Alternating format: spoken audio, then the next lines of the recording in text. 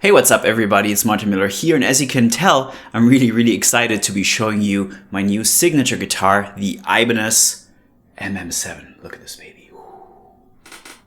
Wow.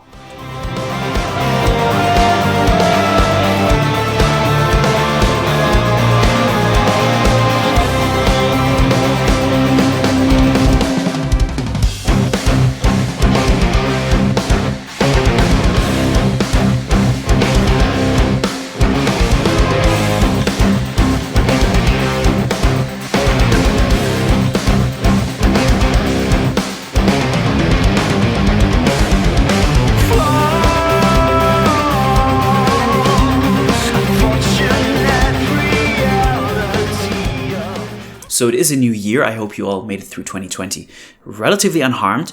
Before we get to the guitar, let me just briefly mention this tune you just heard in the intro is a song off of my upcoming record, my second solo record, my first vocal record. The reason it is not out yet, I had anticipated for it to be out much earlier, is actually the vocals. I was running into some health issues with my throat. Those issues are now resolved. My voice is doing really well. I'm just finishing up the vocal recordings for this one, and then I'll get it out to you as soon as I can. Should take me about another 2 or 3 months. Secondly, I want to thank all you guys for making this channel blow up in the last year. We went from 200,000 subscribers, which was amazing already, to 400,000 just within a year. That to me is beyond incredible, and I thank you very much. In order to celebrate this, and in order to extend my gratitude towards you guys, I've cooked up a really cool contest that's going to launch on this very channel very soon. And it's going to have some amazing prizes, I can assure you that. And thirdly, I want to really briefly talk about the Martin Miller Session Band. You guys have made the 80s medley such a raging success. I'm beyond words. Thanks so much. I think at this point it has like 1.7 million views or something like that. That's just crazy. That is far beyond our expectations. Thanks for that, guys. If you want to support us more directly, be that the Martin Miller Session Band or my own solo record or these videos that I make, if you want to do that, you can hop over to Patreon. The links are in the description and in the comments. Or you can head on over to my Teespring store, where we now offer t-shirts. So either Patreon or Teespring are the best way to support me financially. I thank you guys so much, and now we're going to talk about the guitar. But before we actually do, we're going to rewind time a little bit and look at the instrument that started it all.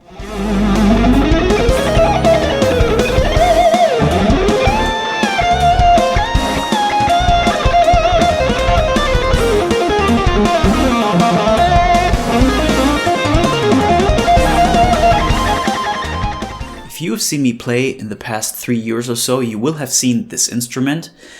This is my first signature guitar, the Ibanez MM1. This was the very first one, actually. This one I got a little later. And these guitars have been with me all along this crazy journey of the past few years, be that gigs or tours or studio recordings or video work, etc. It's always been one of these two guitars. So as you may know, this guitar was part of the launch of the Ibanez AZ series, which has been going very strong ever since. And I was lucky enough to have my own signature model based on that whole series. Now, this guitar has been doing extremely well on the market, and I've made some minor changes to this guitar as opposed to the rest of the AZ range. The most significant being the flame maple top and the mahogany body. So moving forward into about mid-2018, I started working on my new record, and I didn't plan this wasn't intentional, but as the record grew, I started incorporating 7-string guitars a lot more. And one of the songs that would use a 7-string is actually going to be the lead single, and I didn't want to release a lead single with a video and not play my signature guitar in it, so I made a call to Ibanez and actually requested a 7-string version of my signature guitar. Now, unfortunately, at the time, that was not really possible. You know, it's not as easy as just slapping an extra string onto a guitar. There are design choices that need to be made. You know, the way the neck is designed, the way it fits into the body. Also, you have all these vendor parts, such as the pickups that are by Seymour Duncan and the bridge that is by Goto. So it's not as simple as just slapping a new string onto a guitar. There's actually a lot of angles you have to consider. So at the time, it was not possible to pull this off. However, the guys from Ibanez did keep me in mind as somebody who was in the market for an AZ7 string, and fast forward to about middle of 2020, I did receive a very cool package at my doorstep, and that I'm going to show you now.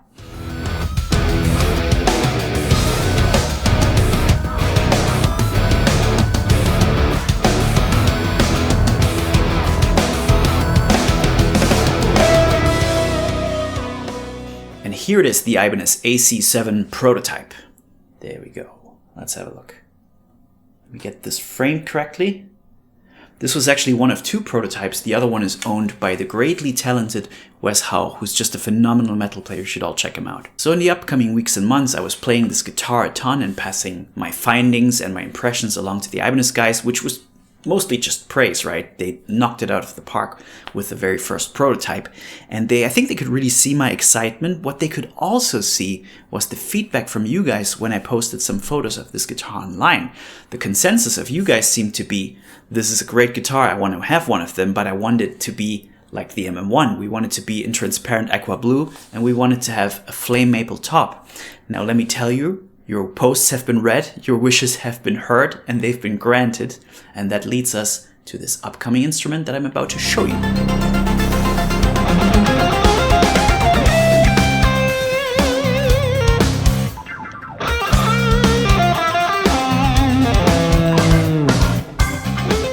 And finally, we arrived at the end of the line. This is the Ibanez MM7. This guitar is about to hit the markets in the upcoming months. When exactly that is hard to tell because, as you can imagine, the market is kind of unpredictable at the moment. Now, I don't want to give you guys a perfectly complete rundown of the specs of this guitar. You have the Ibanez website and catalog for that, and also I'm sure there will be a ton of reviews of this guitar in the upcoming months. What I want to do instead is give you guys a bit more of an insight into the general design philosophy behind this instrument, as well as point out some key features. So you may primarily know me as a 6-string player. However, 7 strings and I go back as far as, 2006, I would say, 14 years now, 15 years.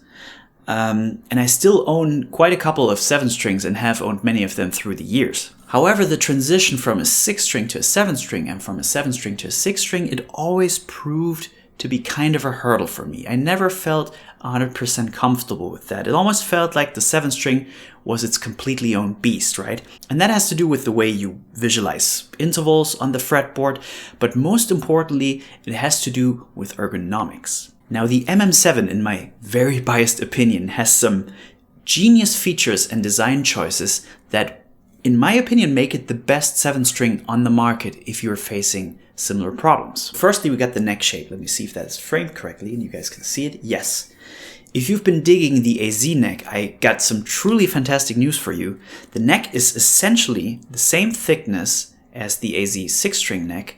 It has only been compensated for the extra string by making the neck wider. So right out of the box, this guitar feels at home for me, right? It's essentially the same neck that I've been playing for the past 3 years. Now, I'll go one step further and even tell you that the extra width of the neck makes it even more comfortable to play for me than the 6-string possibly, because the ratio of thickness and width is just so perfect. It gets my thumb into a perfect playing position. There's just that extra 5% of playing comfort on this neck that I experience. Now, this may be down to my technique or my anatomical design, especially my hands, but for me, this neck gets my thumb into the perfect playing position, and the thumb is really the root of good left-hand technique, yeah? If you have a comfortable thumb, your left-hand fingers can do what they need to do. And so for this reason, this neck just makes me play a little bit more effortlessly and a little bit more cleanly than on any other guitar I've ever tried, to be quite honest with you. Let's hammer home that fact with some mindless shredding.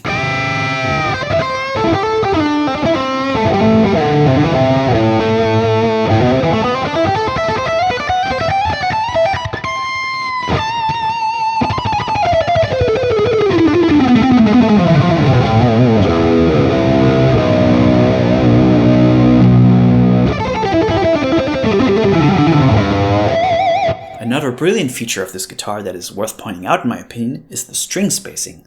That is once again identical to the 6-string version, making the transition effortless. But in general, these guitars have a slightly narrow string spacing, and the devil's in the details. This is one of those minuscule adjustments, bringing the strings a few millimeters closer together, that just makes this guitar somehow play better than others. You wouldn't know why, but this is one of the reasons why. Now, even if you're a 7-string veteran, I think this guitar has some amazing things to offer for you. Let's have a look at the bridge right here. This is a non-locking 7-string bridge that is recessed, and that is something that is extremely rare on the extended range market. It combines the modern stability of the double locking tremolos with the sound and the convenience of the vintage tremolos. So that means you can flutter and dive bomb, or you can add a little bit of nuance to your chord work.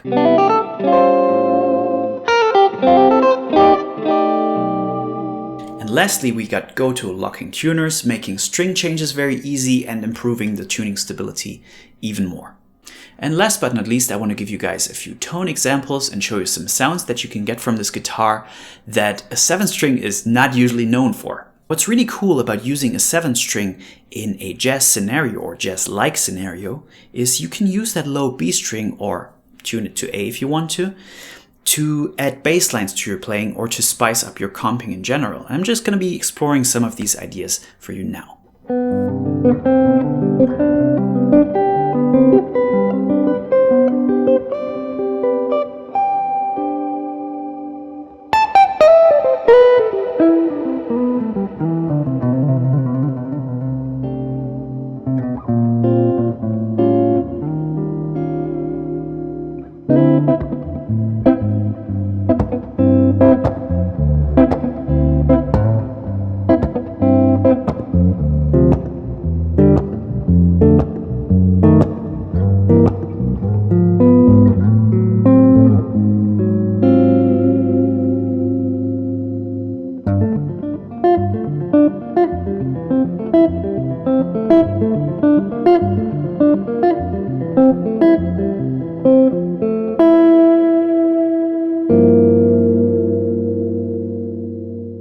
The entire range of AZ7s comes with the alter switch that was made popular by the 6-string range.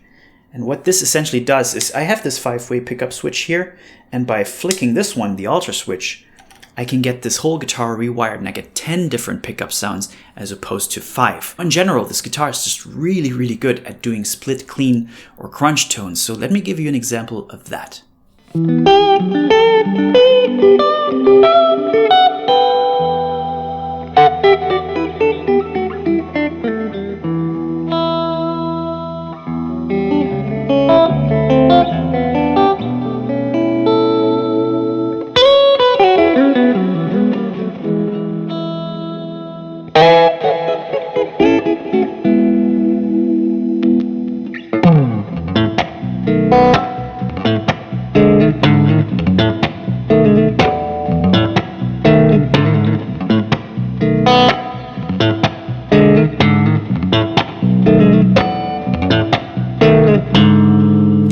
And of course, a 7-string demo wouldn't be complete if there wasn't a little bit of chugga chugga.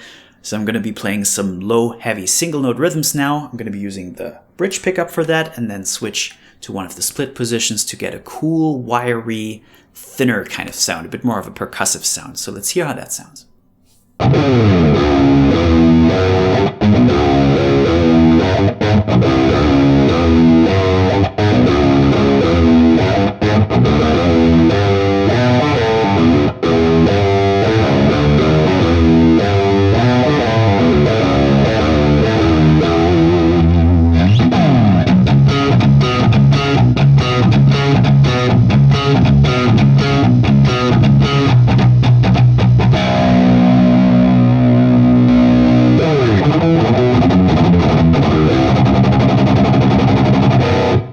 I'm sure you can tell I'm absolutely in love with this instrument, right? I feel so perfectly at home with it. And I can tell you I'll be playing this instrument so much even when I don't need that extra extended range, right? The comfort and the sound are just there even when I don't need that low B. I really hope that you get to try one yourself, whether you're a 6-string player or a 7-string player, or you're transitioning or you play both. This guitar has something great to offer to you. Now I want to thank you guys one more time for checking out this video. Please do all the YouTubey things like comment, like, subscribe, all that good stuff. Also keep in mind I have a website that has free lessons and tabs on it for you to check out. It's all in the description. I really appreciate the support you've given me in the past few years. It's been really crucial and essential to anything that's been happening in my career. And lastly, keep an eye out for the contest that's coming up. And if you get to try one of these guitars, make sure to take a photo, tag me in it, and let me know how you liked it. And that's it for me, guys. I'm going to play you guys out. I wish you a beautiful 2021. This is Martin Miller saying bye-bye.